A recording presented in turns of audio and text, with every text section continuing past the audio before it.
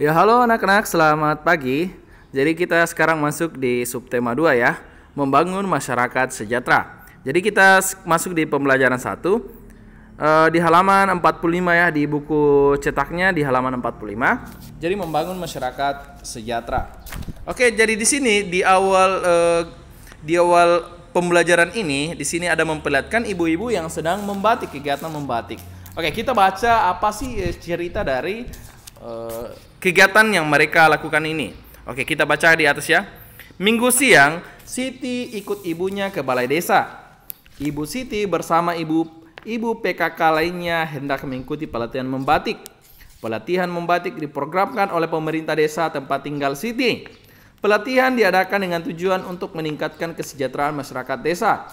Pelatihan membatik ini membuka peluang besar dalam menciptakan lapangan pekerjaan, sehingga ada hak masyarakat sebagai warga negara yang dapat terpenuhi.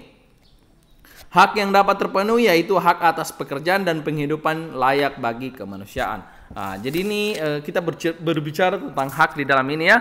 Mereka di sini, desa ini, kepala desanya itu membuat peluang kepada masyarakat untuk menciptakan lapangan kerja ya, sehingga masyarakat itu berhak atas pekerjaan dan penghidupan yang layak bagi kemanusiaan. Oke, kita next. Melalui pelatihan membatik, ibu PKK di tempat tinggal Siti telah mendapatkan haknya sebagai warga negara Indonesia, baik hak mendapatkan pendidikan, mendapatkan pekerjaan, maupun penghidupan yang layak. Apakah sebenarnya hak itu? Oke, kita akan pelajari di subtema ini, membangun masyarakat sejahtera. Kayaknya kalian sudah tahu di subtema 1 mengenai hak ini. Kita akan bahas lebih rinci di subtema ini. Oke. Hak sebagai warga negara Indonesia. Oke, jadi pengertian paragraf 1, hak adalah sesuatu yang mutlak menjadi milik seseorang atau sesuatu yang seharusnya diterima seseorang. Misalnya, hak warga negara Indonesia ditentukan dalam pasal UUD 1945. Berdasarkan ketentuan dalam UUD 1945, hak warga negara Indonesia banyak bentuknya. Apa sih bentuk-bentuknya itu? Yang pertama, setiap warga negara Indonesia berhak mendapatkan perlindungan hukum. Kalian bisa baca selanjutnya itu ya. Ini untuk hari ini tidak ada tugas yang saya berikan. Jadi ini yang kalian catat, ini hak-hak sebagai warga negara Indonesia. Kalian ringkas, ini ada beberapa hak yang dimiliki oleh warga negara Indonesia.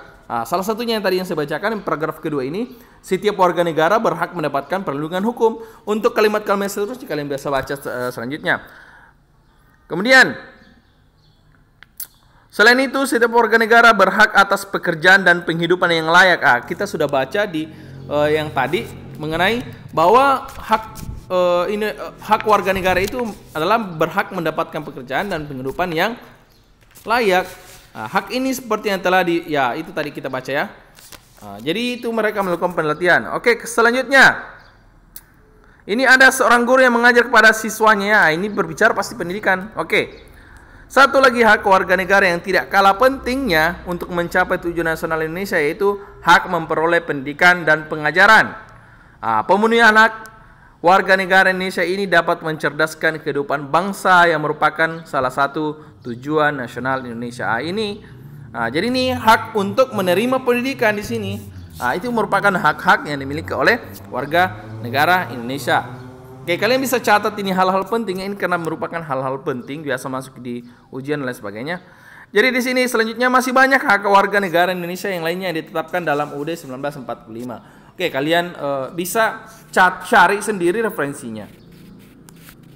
Oke, jadi di sini ada tadi yang beberapanya itu selain yang tadi penghidupan yang layak, mendapatkan pendidikan, perlindungan hukum dan lain sebagainya, ada beberapa haknya. Kemudian ini hak yang selanjutnya, memiliki kedudukan yang sama di mata hukum dan di dalam pemerintahan. Oke, maksudnya tidak membeda-bedakan ya, kita di mata hukum itu tidak tajam kita itu sama ya, sama. Walaupun pejabat dan lain sebagainya itu sama. Seharusnya sama ya kalau kita pelajari dari yang ini. Kemudian kebebasan memilih dan memeluk serta menjalankan agama dan kepercayaan yang yakin ya, seperti ini ya. Hak untuk menjalankan agama. Jadi di Indonesia itu ada 6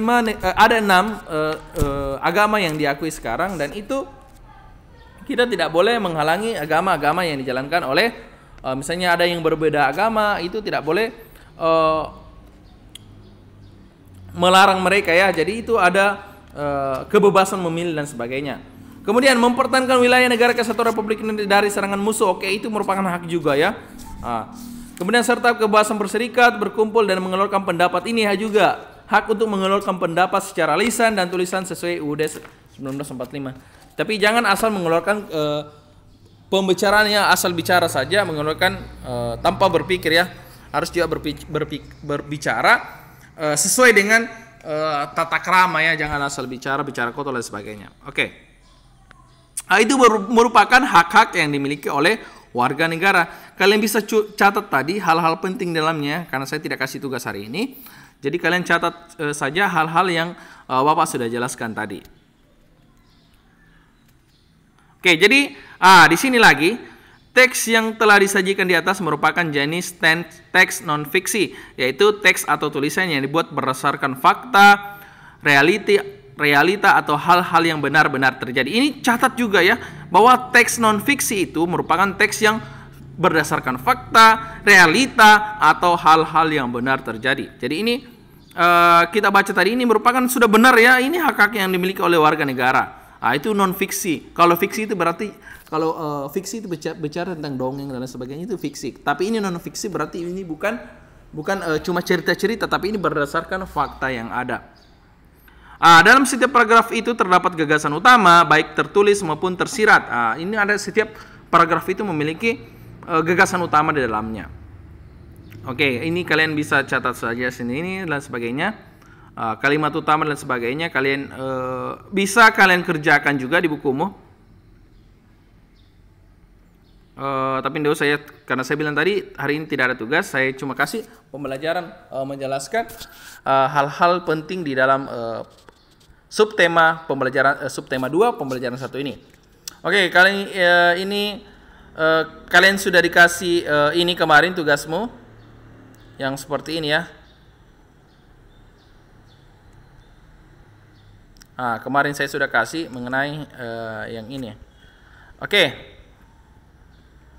Kita next di pembelajaran 2. Dayu anak yang kreatif dan pandai menari. Dayu sering tampil menari di acara pentas seni, baik di sekolah maupun lingkungan tempat tinggalnya.